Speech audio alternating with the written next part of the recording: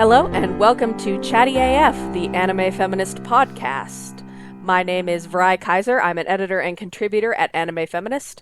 You can find me on the internet, on Twitter, at WriterVry, or the other podcast I co-host, at TrashPod.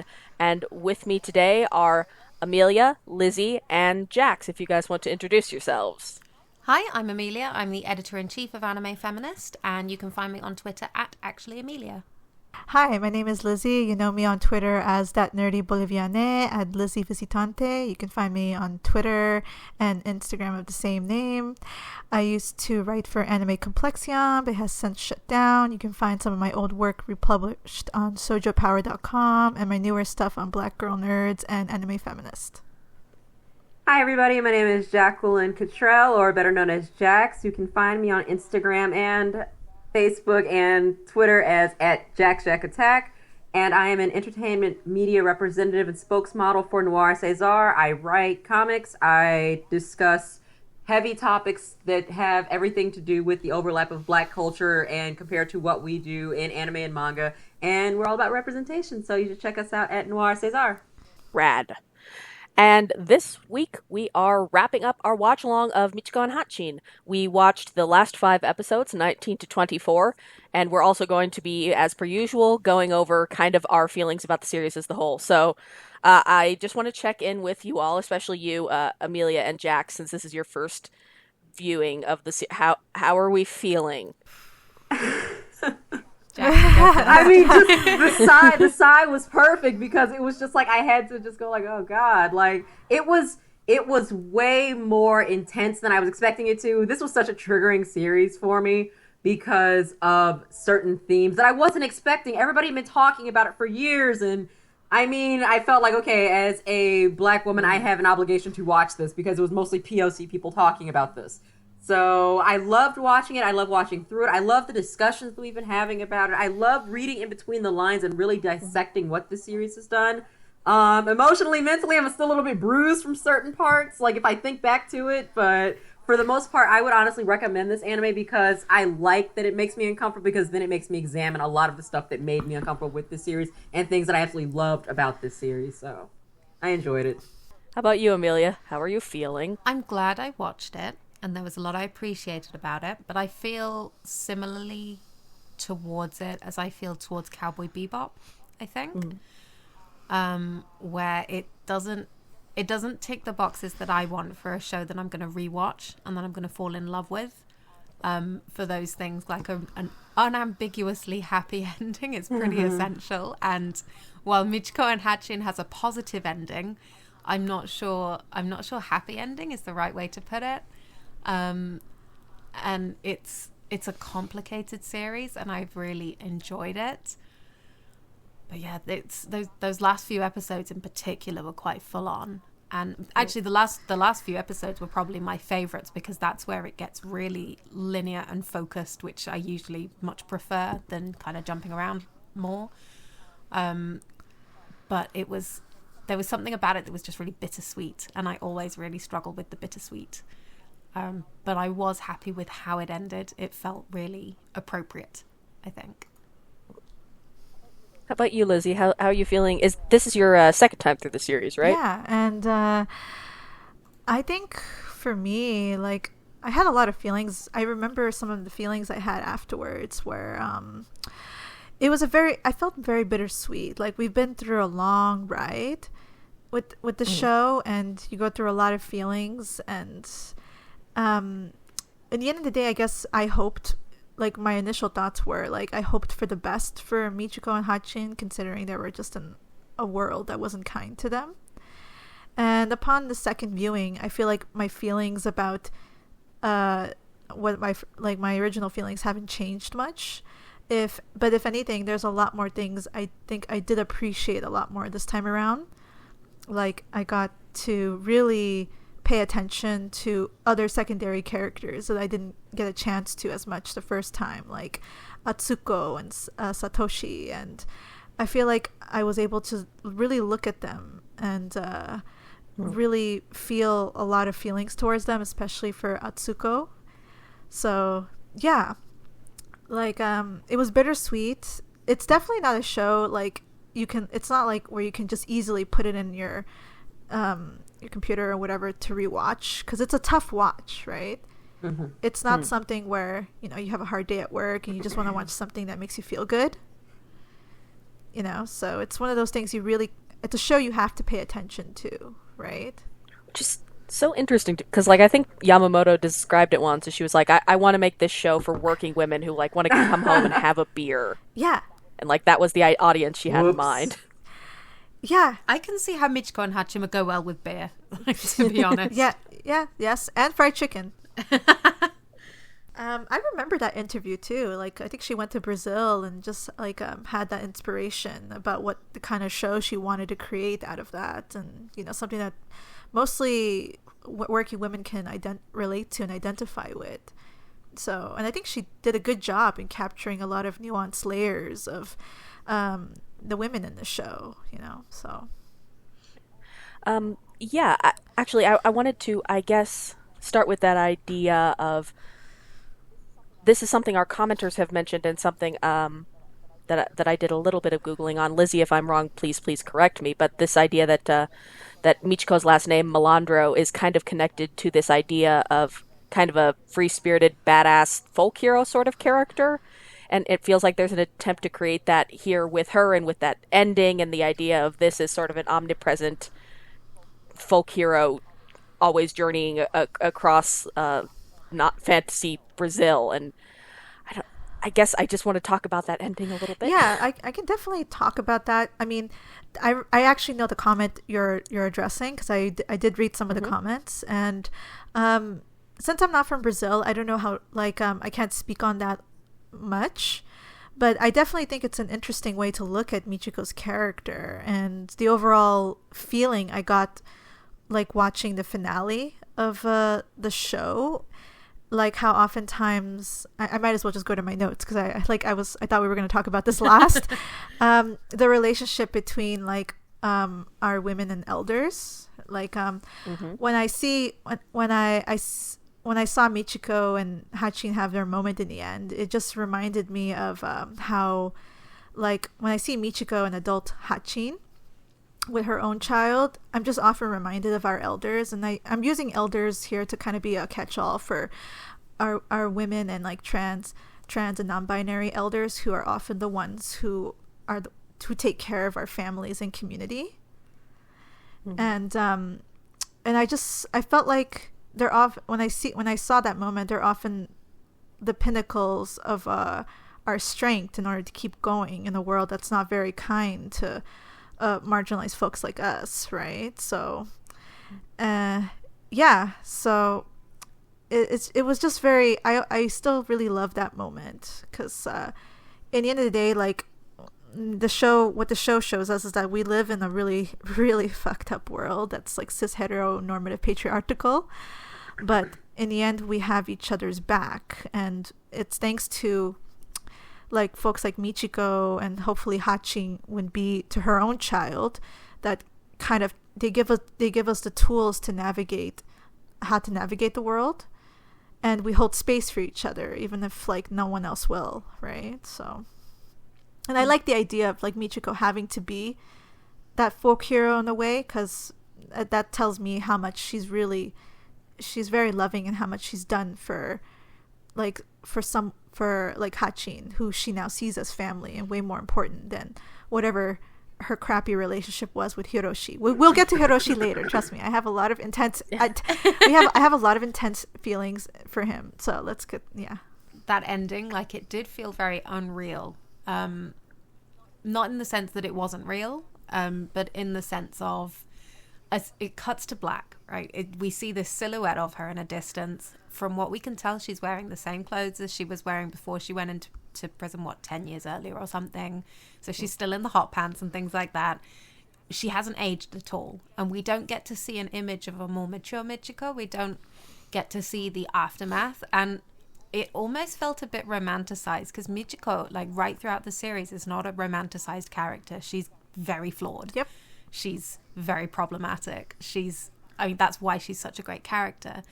And the fact that at the very end she's almost rose tinted in a way. Like suddenly we've built her up into this kind of heroic figure. And she's, you know, she does good things for Hatchin, but she's not a hero. And I was trying to think of it wasn't even effort. I was automatically thinking, well, how is she going to fit into Hannah's life now? Like, she's got this fully developed life. She's completely fine on her own.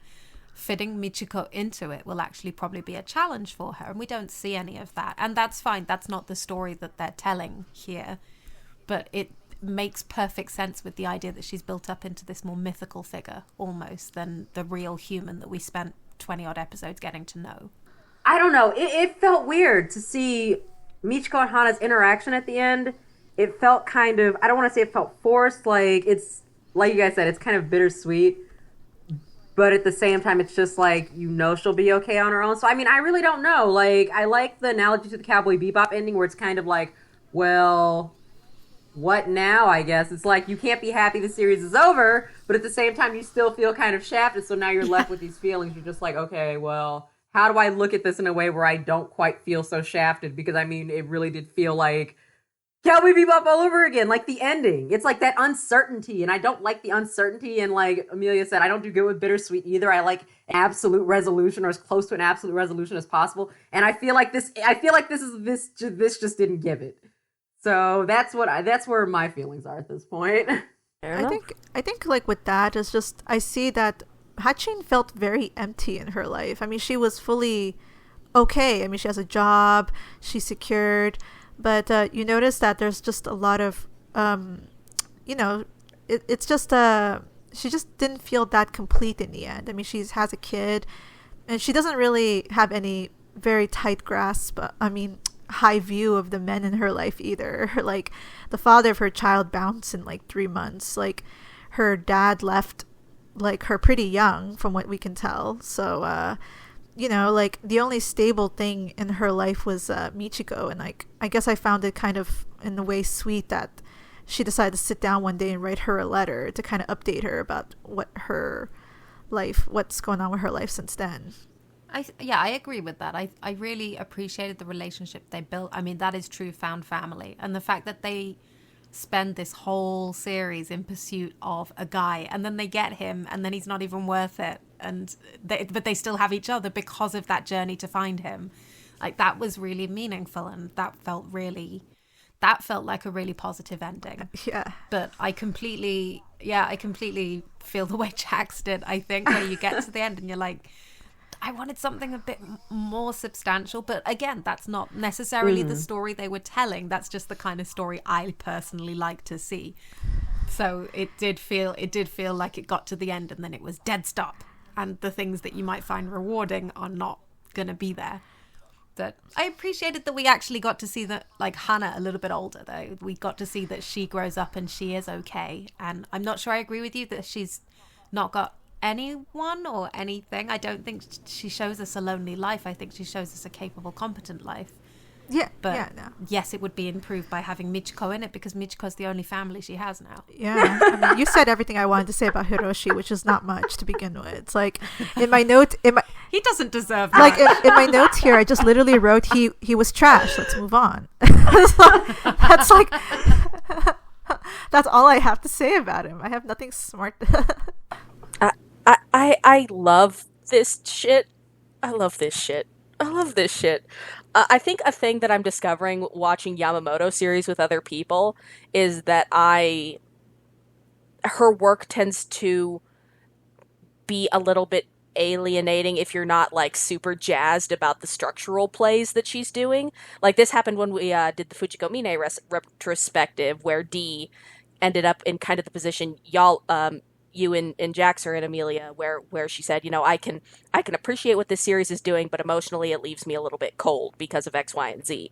And like, I think that is fair there and here, but also I'm just so busy being in love with the thing that she does in basically all of her shows, where in the late stage game there is always, always, always some major revelation moment that causes a twist and makes you rethink a character relationship or a character's role in the story. Like in Fujiko Mine, it's the finale. In Yuri on Ice, it's the banquet scene. In here, it's it's meeting Hiroshi, but at the same time, it's been like this series has been telling you all along that he was trash objectively if you're paying attention, but also like Michiko is so hell bent on following this romantic narrative that it doesn't sink in for her. And I think also I think a lot of the viewing populace might be tempted to follow along with the romantic narrative that's how these things go, and expect him to really be okay in the end. And no, the details were there all along. He was always trash.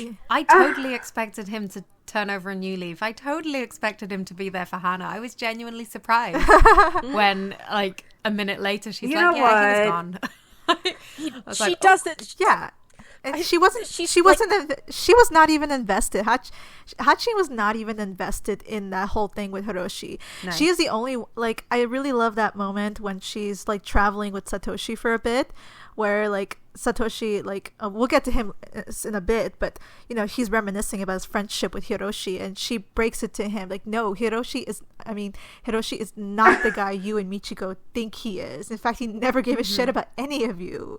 And I was like, yes, finally somebody said this. I mean, you can't say it to Michiko for reasons, because I know you care, but but still, I love that Hatchin is the one that said it, she gets it. Yeah, especially to Satoshi too, because like he also holds Hiroshi up to like a pinnacle, like the way Michiko does. But we'll get to Satoshi eventually. So I was gonna say, it's just very interesting that you brought up Michiko's just refusal to shift from this perspective of her romantic perspective in pursuing him, because I think you just touched upon what bothers me most about her, and that is, or at least with this fool that she's so enamored with, is that it can be very hard, and I mean, just speaking from experience, to let a trash man go. He's trash. He belonged to the dumpster like 2, 3, 4, 12 years ago, but it's just like you can't quite force yourself to shift that. And I don't know if that's because Michiko just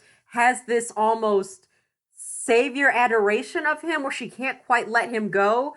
Meanwhile, then you've got Hana, who's just like, no, my dad's trash, and I'm aware of this fact that he is trash, and I'm trying to tell you that he is trash. And to be perfectly honest with you, the reason that type of relationship, and why I can respect Hana so much for that, is because I have a stepmom, and I have a dad whose relationship isn't always, the best.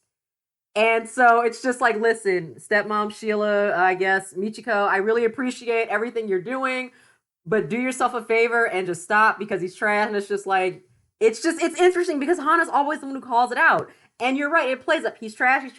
This episode, he's still trash. This episode, still trash.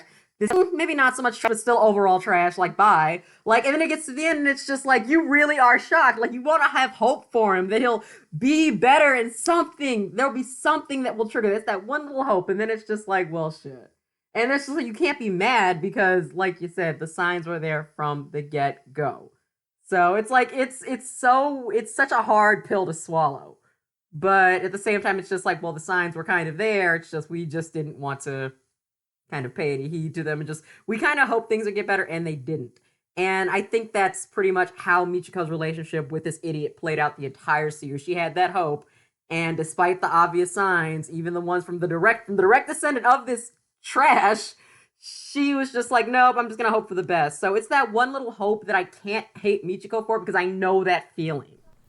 And you know what, to bounce off of that is, I really like how thoughtful Hatchin is, because she said it herself that in a way Michiko and Satoshi are a lot alike, because the reason they both appreciate, I guess, Hiroshi in their life is because he was the only one that was kind to them, and to some extent even listened to them in environments where nothing was essentially kind to them. And the fact that they both hold on to that so tightly, it's so sad, but Hatchin had to be the one to break it, if not to Michiko directly, it was vicariously through Satoshi. But even then he didn't really believe her. But because it impresses me how much Hatchin really she knows her dad's crap, but she goes so out of her way too to try to keep her hoping too. Like when in the earlier episodes, when she broke into Feliciano's like apartment, the actor, and like kind of like try to force him to to feed Michiko this lie about the Hiroshi, does think about her and says all these nice things about her, right? So, like, that was a moment I felt I had a lot of feelings about it, but to some extent I thought it was sweet that, you know, she saw Michiko's reaction when some total stranger, like, you know, pretty much gave her the reality check, but he's not the person I wanted Michiko to hear that from, right?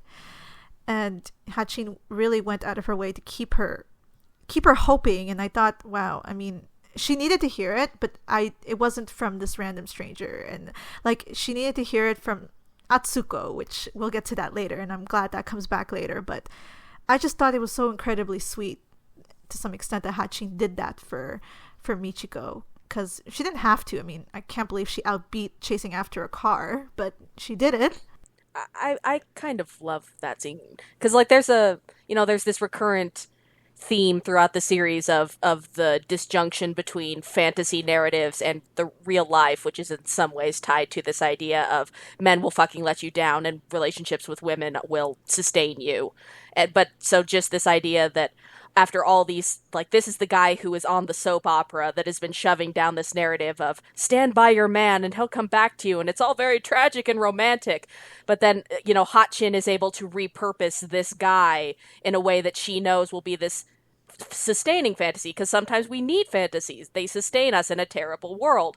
But when Hatchin does it, and it's this motivation of one woman to another, like that becomes this like thing that keeps her going until she can face up to that truth. And I have a lot of feelings about the back half of this show.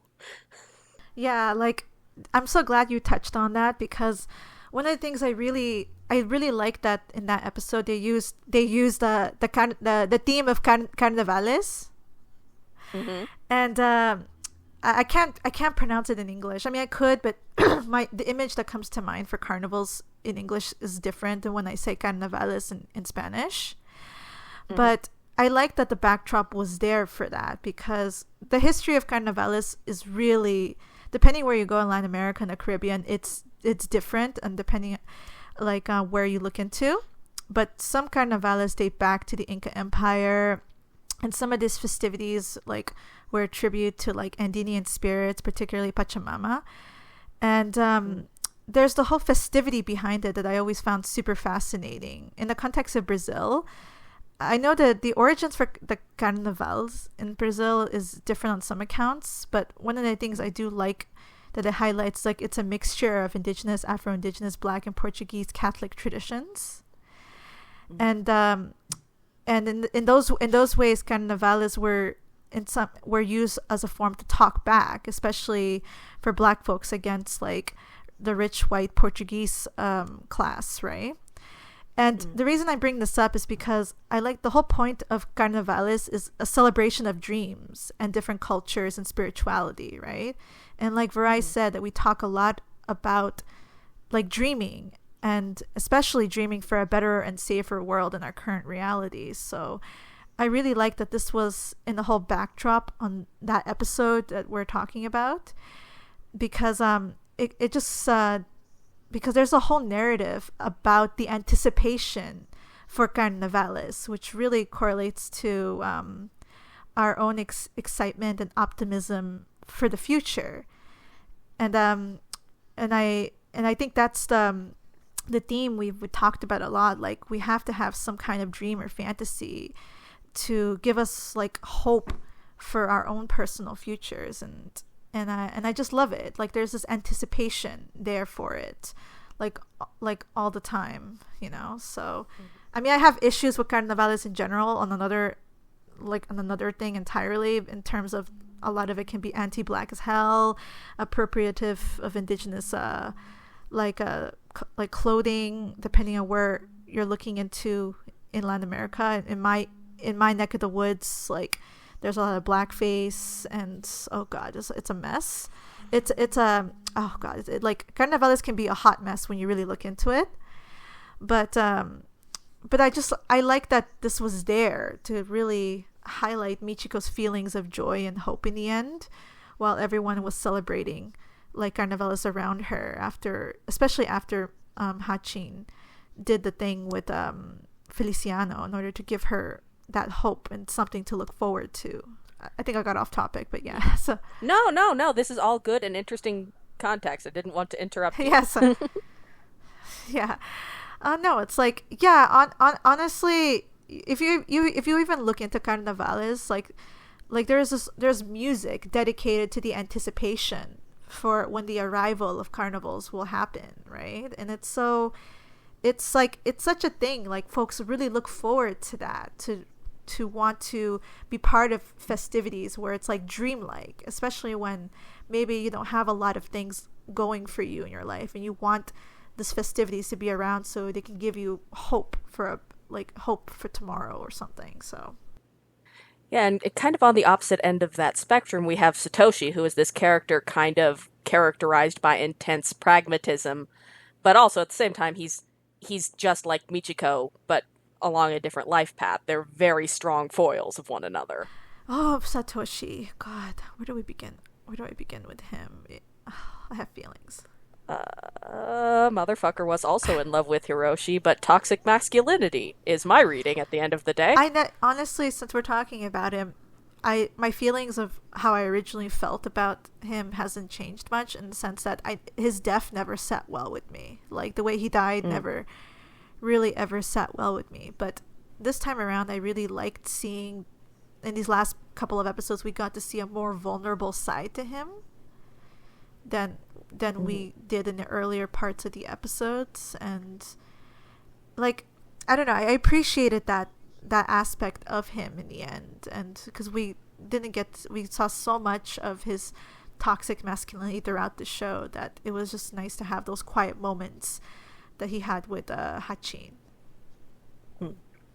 And the contrast of his arc in the back half really kind of fascinates me, as far as like the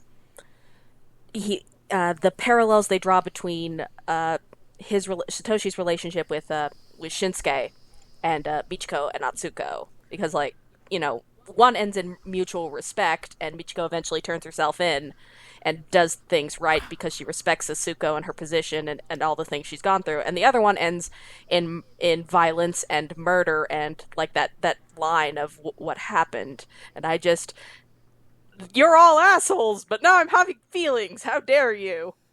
One thing that I really appreciated about Michiko and Hatchin as a series is that it doesn't shy away from people feeling genuinely dangerous. And I think Satoshi is one of the most dangerous feeling characters. Satoshi and Shinsuke, like, between them, they're really, like, there's a genuine threat to them. They would quite happily kill Michiko. They would quite happily kill Hana. It wouldn't bother either of them. So in that sense, I appreciated Satoshi's presence. It was good for Hana to be around somebody who would actually be a threat to her. I say good for her. Obviously, it's terrible for her. But as a viewer, it's nice that Hatchin doesn't get to just be like the spunky child who just gets away with anything. Like, she's genuinely in positions of danger.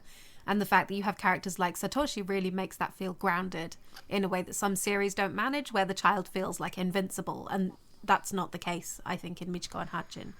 However, you've got this whole story, this childhood story of Michiko and Atsuko and Hiroshi and Satoshi. And Satoshi is like the really weak link there, I think, because I feel like we get a sense of the fuller story of the other three. And, like, yeah, Hiroshi's story is that he's actually trash and people think more highly of him than he deserves. That's fine. That's legitimate. We don't really get anything of that nature from Satoshi. Right to the end, he feels a bit 2D to me. So that was something I would have liked to have seen a bit more depth to him, I think. Okay, I was joking, but I'm not. I do think he was in love with Hiroshi, but he can't admit it because of the toxic masculine system he's locked into, because, like, they hammer so hard about, like even fading in Michiko's face over his as he speaks the exact same lines about this guy. Yeah. Gosh.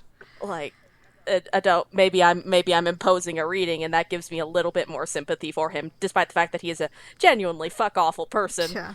I mean, that was that moment where Hana hears him talking and is like, no, this is exactly what Michiko says about him. Like, that moment, Yeah. I just got that made me think, oh, Hiroshi's really just a con artist. He's actually manipulative. He uses the same lines with lots of people. So I didn't think about it in the same way you did, but that's not to say that that's because it wasn't there. We know that Yamamoto's texts are often queer as hell, and I absolutely don't want to say that that's not an issue here, but that's just not what came to me when I was watching it. It was more like, I think it can be manipulative. both. He can be a manipulative queer guy. Wow. That's all these options. No. I mean, like, specifically, like, I don't think they ever got together. I think Hiroshi rolled with whatever the fuck was happening at any given time because he had lines. Yeah, like, oh god, Hiroshi did not give a shit. He's literally that fucking Casanova. He just goes with the flow. But I kind of wish if that had been Satoshi's story, like, if that's it, like, I wish they'd leaned into that, because that would have made him so much more interesting to me. It just felt to the end that he was kind of cardboard cutout villain. And yeah, genuinely threatening villain, and that was good. But that was it. And for somebody who'd been a childhood friend to the main characters in this whole thing, that felt like it was a bit lacking. So, you know, if he was actually in love with Hiroshi, I wish we'd kind of seen more of that, actually. I would have loved to see more of his relationship with Atsuko, too, because clearly they had an ongoing correspondence in the background. Yeah. Which is incredible, because Atsuko's the senior police officer, and, you know, we talked about how unfairly she was treated, but at the same time, she's maintaining this correspondence with a guy who's incredibly shady, and she's getting tips from him, and she's not above reproach here. I think she deserves maybe some criticism for maintaining those contacts, especially since they didn't really help her. So yeah, that's something that you're absolutely right. I wish we had seen more of. I can't though, because I'm too busy wanting to give her a hug. What? Oh my god! Since we're on Atsuko, like, I feel like I wish we got a more definitive ending with her. Like, we're just left with questions, and I still stand by the fact I really want her to have her own spin-off. Like, yes. I do, because, like, the last time we see her is, like, I mean, like, aside from helping Michiko, she's, like, crying her eyes out, and I'm like, no, come into my weak arms, I'll give you a hug. You know? That last episode in general, that bit where Michiko, like, Atsuko sees Michiko and Michiko's like, I want a word with you, and then from then on it kind of spirals out into whatever Michiko wants it to be, and I kept waiting for it to be a dream sequence, because I was like, you can't talk your way out of this, not at this point in the series. And it was all true, and it just felt so bizarre and out of nowhere to me. It felt really disjointed from the rest of the series. Like, oh god, like, this is where I mentioned earlier that I wanted Michiko to get a reality check from someone that actually matters, and I like it was from Atsuko. Atsuko told her straight up, you're just afraid to admit the truth that Hiroshi really did leave your ass and he left Hatchin behind. Like, and honestly, there is no sense in you chasing after a man that is not worth it. I'm like, thank you. I wanted to for her to get this reality check from you, because you give a shit about Michiko. Because yeah, Atsuko gives a shit about Michiko, and she projects all my frustrations with Michiko really well. Like, I just watching her, like, this really cool ass woman, like, fucking chase after a man that's not worth it. And she's like, why? Like, I'm even helping you get out of this fucking situation. And I was like, oh, I'm mad. I want a better ending for Atsuko. She didn't deserve that ending.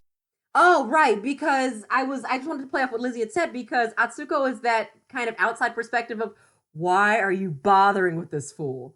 Like, really, why are you bothering? And you think she'd take the advice from somebody, despite their tumultuous relationship, somebody that she had grown up with. So I can see how Atsuko is a perfect reflection of everybody's frustrations with Michiko. So that was it.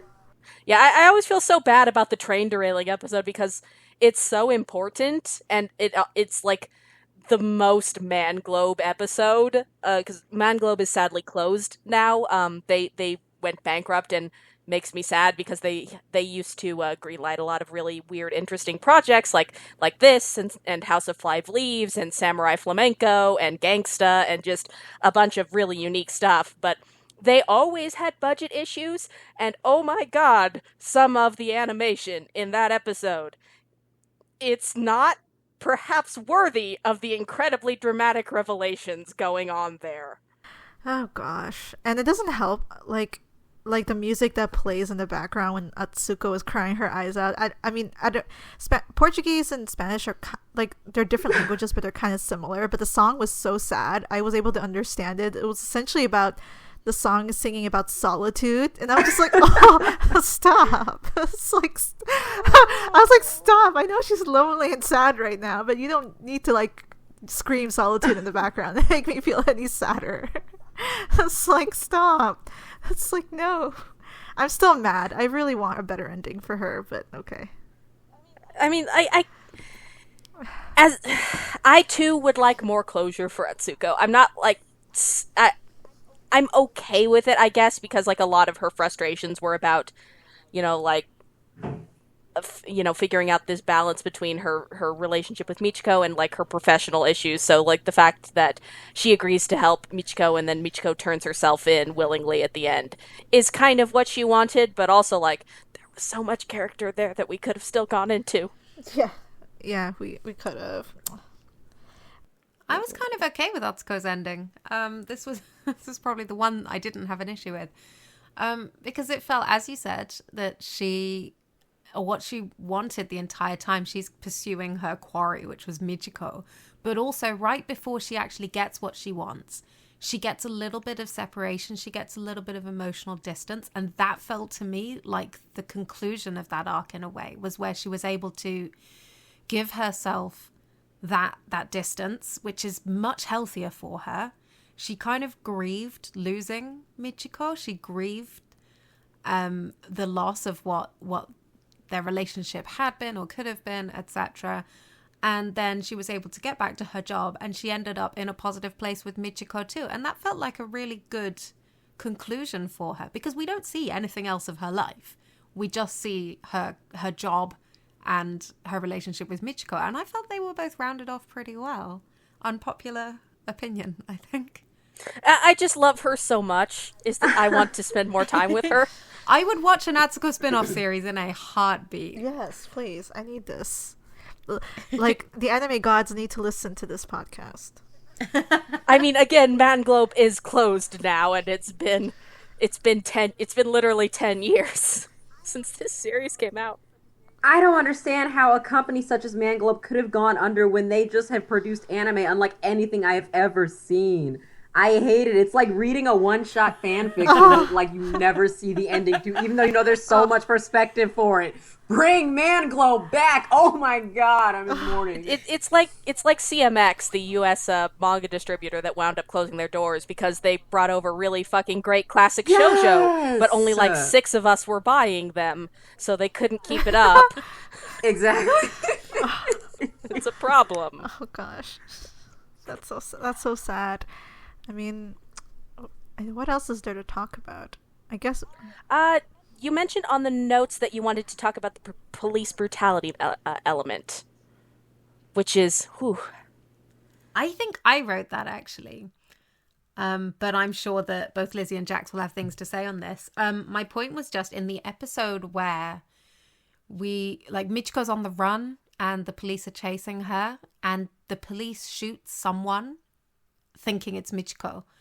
And it's just a junior police officer, and he's scared out of his mind. He sees someone running towards him. He shoots without thinking. It's not Michiko, it's an innocent civilian. And his boss is like, don't worry about it. We'll say it was her. Not a problem. And then later on, there's the scene where he basically goes to execute Michiko and Hatchin in front of all these police officers and is like, it's such a shame that you were trying to run away and we had to stop you by force. That hits really hard in a Black Lives Matter world. That hits so hard now in a way that I'm not sure it would have 10 years ago. Because obviously corrupt police officers have been a thing forever. But at the moment, there is such a focus on it in international mainstream media that I assume there wasn't at the time. And those moments hit really hard, I thought. But I mean, I'm not a Black American, so I would love to know if you guys felt the same when you were watching it. Oh, I guess this is where I'll come in. Okay. Honestly, I was just honestly, to be perfectly frank with you, like you said, a lot of the police brutality in this show was one of the biggest hurdles for me, particularly because as a Black American, I'm just so used to it. Now, seeing against a woman of color is just extremely difficult. I mean, I can't like stress that because every day I wake up, there's some kind of police brutality in my face. And I mean that just like in my face. And it's just like, well, great. But okay, you know what? I'm just going to read off a couple of notes because that's what I was looking for. I had sent some notes over when I thought I wouldn't be able to make the last show or make the ending show. So I just want to read from these notes because I feel like they convey my feelings a lot better towards how I feel with the police brutality and the corruption of the police in this show.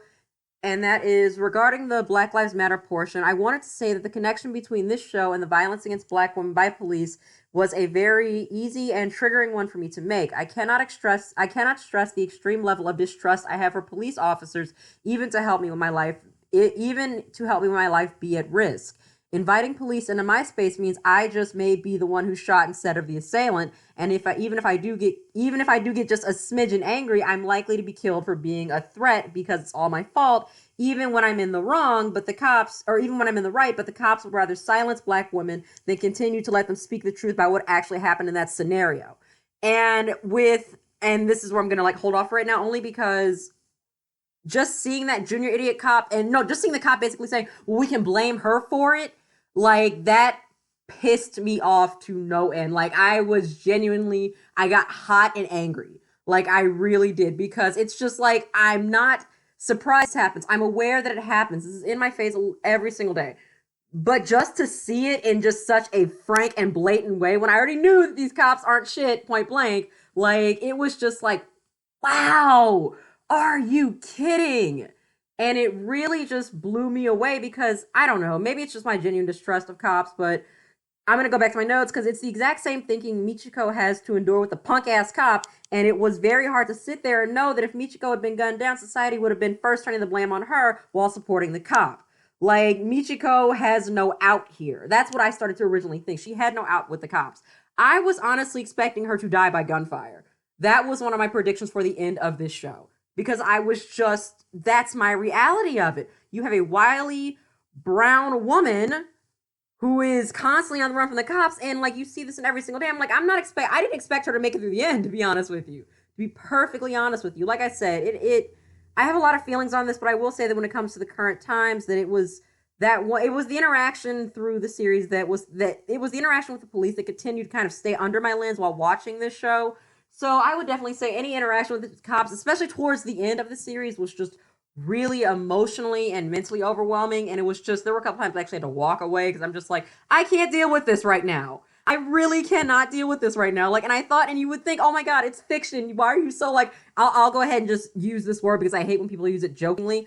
It's like, why are you so triggered? It's just a cartoon. Like, no, this is my fucking reality. Like, this is something that's bothering me. I just saw something similar to a Black woman dying on Facebook like 10 minutes before I got into this episode. It's like, it's inescapable. So it's like, after those particular episodes of confrontations, I have to take a step back. If I don't, like, I'm going to continue to kind of just like compartmentalize how I feel about this and let it reflect my overall view on the show, when really the show did a fantastic job of displaying the police corruption, particularly in Brazil. Like, I'm literally watching something on Netflix that has to do with that. And I mean, like, I just found this by complete coincidence. Like, it didn't even dawn on me that hey, maybe I could tie this to the Watchalong. But just seeing that and really seeing that from the perspective of, and they were interviewing the actual cops in Brazil and stuff like that, and talking about the police corruption and yada, yada, yada, and how the bodies are always constantly piling up. So while at the same time paying attention to Michiko and Hatchin and how the police interact in this lawless world where they are supposed to be the law, but they're just as bad, if not often worse, than the people actually breaking the law. So it's like, where do you stand, like, in line for this? You want to cheer for Michiko? Like, I wanted to cheer for Michiko because, oh my God, get away, girl. Like, the police ain't shit. Like, whatever you did, fine, whatever. Like, the police have done like 10 times worse. But at the same time, it's just like, there is no law in this world. And it just reminds me that, point blank, the justice system, in like 24 quotation marks, justice system is extremely flawed. And it continues to fail Black and brown women. Point blank. I can agree on all fronts of what you're saying, because oh God, I have a lot to say about the police violence, because because I grew up in New York City, so being in neighborhoods that are predominantly growing up in the neighborhood that was predominantly marginalized, sorry. I'm used it's uncomfortable to say this, but I'm so used to being over policed because the police are everywhere in neighborhoods of color in New York City. And like every day growing up, I used to hear stories about young folks, particularly like young Black and Afro-Latino folks, get shot by the cops, right?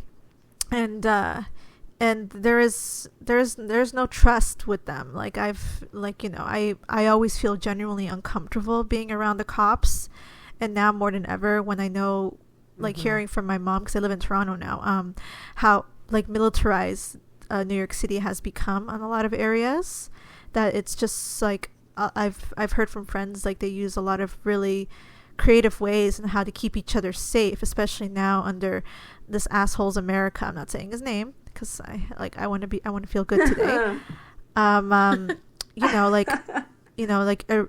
How he also uses ICE in order to break into undocumented homes and take undocumented and break apart families and send them back to like Central America or Mexico and whatnot. So like for me personally, I've never felt safe with any of that. And having visited family in Bolivia, like it's there's a very high level of mistrust with the police. They're not even around. They only show up whenever protests are happening, and when that happens, they're dressed up in military gear, ready to throw gas, or like they have the shields ready. And I'm just like, what the hell are you guys using that shit for? Like, people are just genuinely protesting for like basic human rights, it's like you see freaking tanks. Like, oh gosh, my mother grew up in La Paz under dictatorship. She would tell me stories about going home and she'd see like military tanks outside of her home, right? And planes like fly in. Like, this is why I have issues with like the air shows and stuff, because they make noise, and I often, that whenever she hears that noise, it's often like she knows that a coup is going to happen, right? So like there's so much high level of mistrust with and genuinely so, like both in America and down in Latin America and the Caribbean. Like the corruption that exists in the police system, and with and we might as well call, like, in their close relationship with the military is high. Like nobody feels safe. I mean, even now in the context of Brazil post Marielle Franco, like I know Rio de Janeiro, like I think a couple of months ago, the president of Brazil passed a law like saying that like essentially the city will be militarized. And what areas are going to be militarized? The favelas, right? Like there's been stories of like them breaking into a lot of homes and doing such awful things there. And it's like when I see this that moment with Michiko and the police force, it was so like disgusting to see how, like, I know there's a thing, but it bothers me how normalized it is, like how like there's like they because they know they have power, they could spin the narrative and the media in a way that will makes them look like they had no other choice but to use brute force in order to silence a whole group of communities, right? So and it frustrates me when I see this, because I think of so many things when it comes to the police and the they might as well be called the military at this point, because like they're often the ones that brutalize the communities. And the folks, a lot of folks are getting deported back to Central America in particular. There's a lot of unrest there, right? And like and oftentimes it's the police / military are the ones that are the ones that cause the most violence in communities, and it's such a mess. So that's why I don't particularly have any faith, or I don't like being like near that, like don't like being in spaces when police are mentioned, because they often don't do shit for us. I mean, like in the context of Toronto, like shit. Like when like there was a high level of men of color that were killed in Toronto, like we found, you know, our communities rallied, you know, saying like, you guys got to do something. It wasn't until they finally moved their asses after many more men of color were disappearing that they found that it was a serial killer on the like doing. Oh my goodness. Yeah. Yeah, and you know, and it's like we don't, and currently in Toronto we don't, none of it, no, I mean, it's not a huge surprise, but like none of us have a good relationship with the police, and that's justifiably so. I mean, you guys, you know, like oftentimes we're the ones that had to take care of ourselves when these queer men were missing. We used our own resources to keep each other safe. Like, you know, like we could, like there was a map I saw shared on Facebook about how where you should go to keep each other safe if you and like don't go to certain, like we've heard this is the area where disappearances are happening. If you're there, call a friend, do an e-transfer to send money for transportation so you can be in a safer place. So yeah, I mean, I'm going on I feel like I'm going on a tangent, but there's so much intricacies on that's sanctioned by police state violence, that it's you know, like I personally don't feel safe with I personally don't feel, because of all the stuff and what I see done in in my communities, I don't feel safe with them. I can never, you know, it's funny because police say they're the protectors of the communities, but they're often the ones doing the most killings and the ones that don't give a shit the most. No, I completely and fully agree with you. Just listening to this gave me chills because everything you said was perfect. I don't know how to transition back from that very serious subject. Quick segue. Yeah, sorry, that was No, it's good and important, and this is the kind of stuff that I am very, very glad that we're able to discuss on this podcast. I kind of do hope that Yamamoto does a more like, I know she's very happy and fulfilled with doing Yuri on Ice.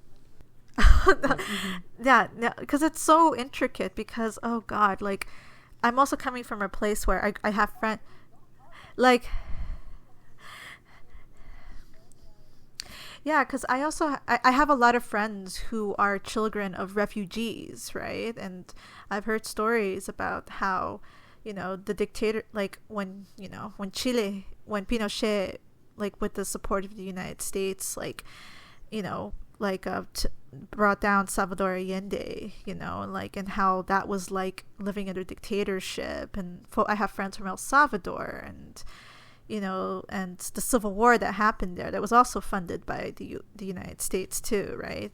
Now happening with Honduras, oh god. And so it's tough, like, because like there's never been there's never been a relationship with the police and the military ever in the context of Latin America and the Caribbean. Anyone who tells you otherwise are probably folks who benefited from the blood and deaths of others. So I think of anime directors, Yamamoto is somebody that I'd like to see do something serious again at some point, because like police corruption comes up here and in Fujiko Mine, and like there's not really space for it in Yuri on Ice because they created this very positive universe where homophobia is not a thing, I guess, which, you know, is nice sometimes. It's very convenient, isn't it? We need narratives like that, you know, especially like you want to envision it, like because we talk about this show about dreaming, and I like that Yuri on Ice exists because that show makes me feel like this world doesn't have to be a dream, you know,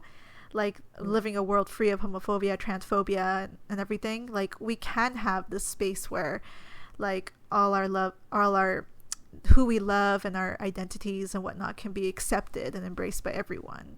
Like we need narratives like that, because you know, because everything we've talked about in Michiko up to this point has been very true to life, and we need an escape from that, and something that gives us hope and optimism, right? Yeah, and in the end, I do think this is kind of an optimistic series, because at the end, there is this very strong bond that has been forged all this time and is finally being recognized as way more important than the heterosexual romantic bond, and it fills me with feelings, and I maybe cried twice during the last episode.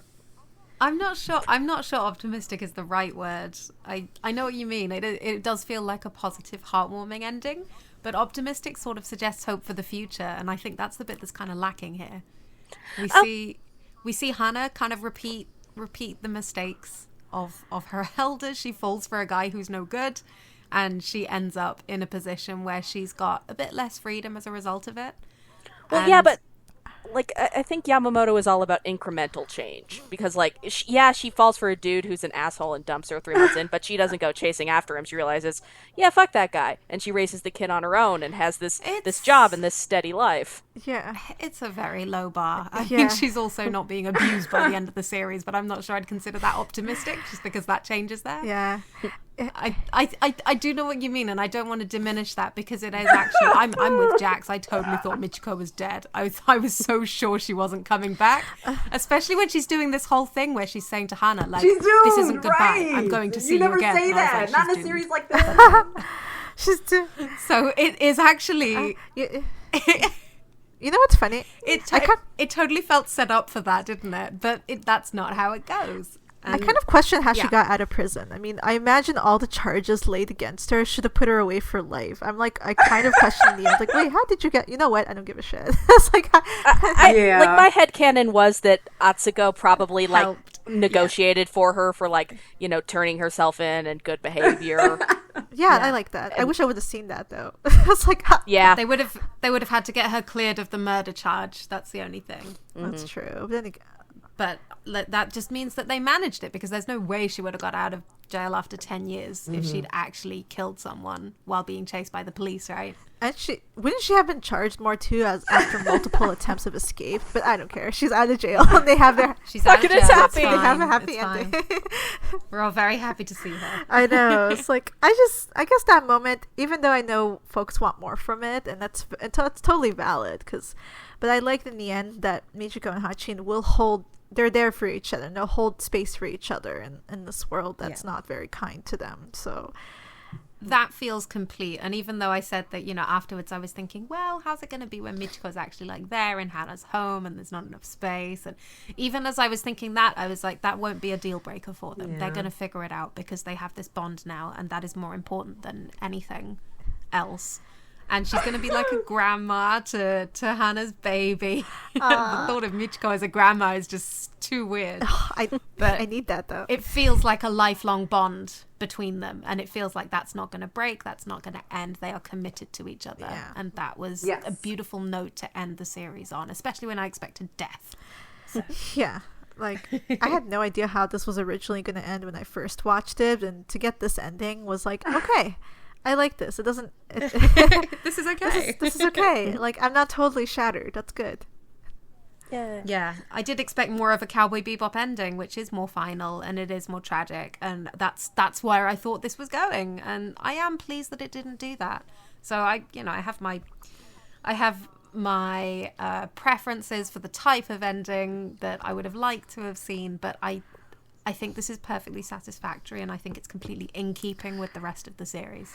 I'm so curious to see what Yamamoto will do after she's officially. I'm always going to be happy to get more Yuri on Ice, but I want to see what new projects she might have in mind in the future. This might be it now. She seems to like hanging out in. It's in a Yuri's beautiful world, place so to be. It's such a nice world. It's a nice place with nice people. Yes. Exactly. It's a beautiful world. I guess to kind of bring this in for a landing, how do you guys think you will... I mean, I don't think anybody has come to the end of this watch-along not having seen the series. Like, if you did, what are you doing? But I would ask... I guess I'm curious how you guys would talk about this series to people. Like, what you'd discuss, what you would, how you would pitch it or couch it, or... where you think it fits as far as talking about it to interested feminist anime fans kind of thing. Oh, I think I would draw the comparison to Cowboy Bebop. That's felt consistent to me from the very beginning, where it has this kind of almost episodic nature while following a more linear story. It has these characters who each have a very kind of rich individual life while also coexisting.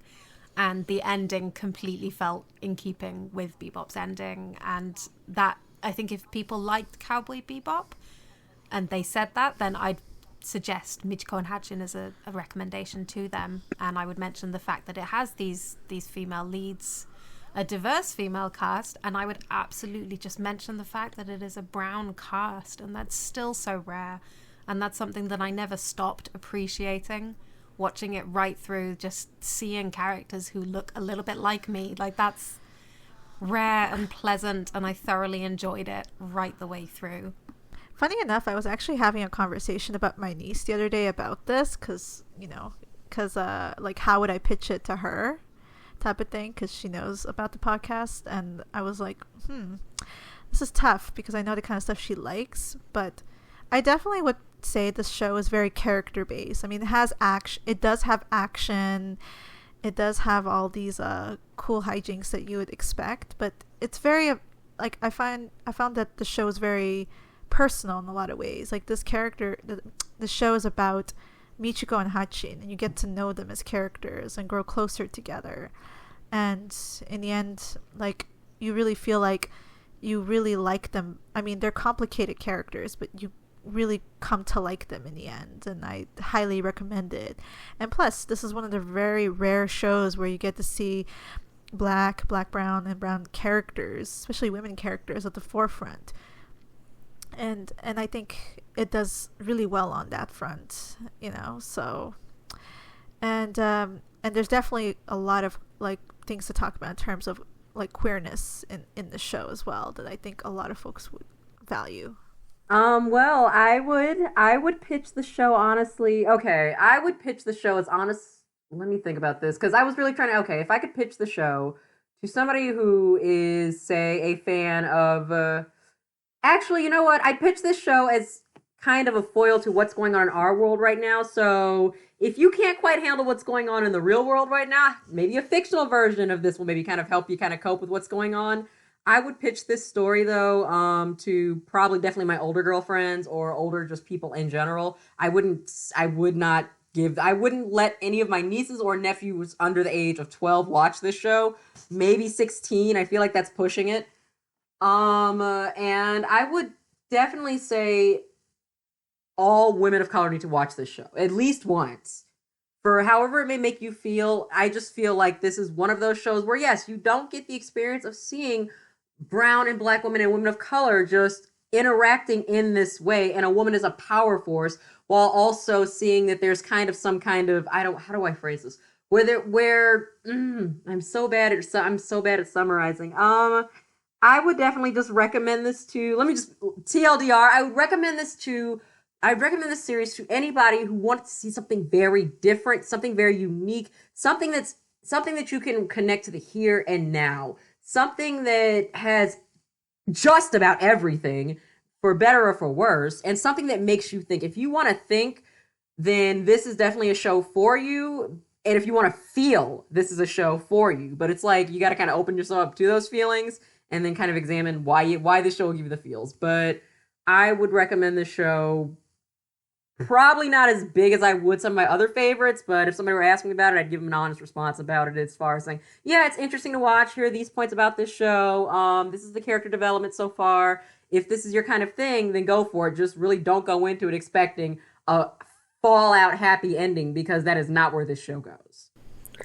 And quite a few content warnings as well, I think. Yeah. This show can be rough. Yeah, that's definitely go into the show with a lot of trigger warnings, because if this podcast is an indicator of everything we talked about, and yeah. And also, I guess in the end, I want to give, since there were Afro-Latina voices missing in the discussion, I want to give like shout out to creators for folks to follow on Twitter and Instagram if we have time for that in the end. Yeah, go ahead. Oh, okay. So you can follow for folks that are interested in following Afro-Latina creators. You can check out Janelle Martinez at Janelle I'm Right. She's the creator of Ain't I Latina. You can check that out at Ain't I Latina. There's Kayla Marie at Maria_Giselia. She is a wonderful social communication curator who has done amazing work, and she's looking for a job. Hire her. There's Yunga Abuela at Ariana the Poet, Angry Alien at Migrant Scribbles. And this one is in particular for Brazilian artists. There's Carol Conca at Carol Conca. And I tried looking for Brazilian creators in terms of manga animation, but I found that I couldn't find much. But the two I did found that you should check out is Jarine Arias at Jarine Arias. She's a writer of a book for Afro-Brazilian heroines. And then there's Marcelo Di Salente at Marcelo Di Salente. He wrote a comic about the story of Angola Janga, the history of Palmares. So you should check that out. And other places to follow is Afro Latino Fest New York City at Festival Afrolat. And there's also a really great roundtable discussion done by Afro Latinas on Essence, which you can check out as well. And if our folks listening to the podcast know any Afro Brazilian indie creators who do animation, write comics or manga, please link it, because let's support their work. And I just want to say as well, I know we have some Brazilian readers. We have South American readers in general, but there have been specifically a few people commenting saying, hey, I'm from Brazil. I'm really pleased you're watching this show. So we would particularly love to hear from you. And if you've got strong feelings about what we've said here, let us know. We'd love to showcase your thoughts to go alongside ours. Absolutely.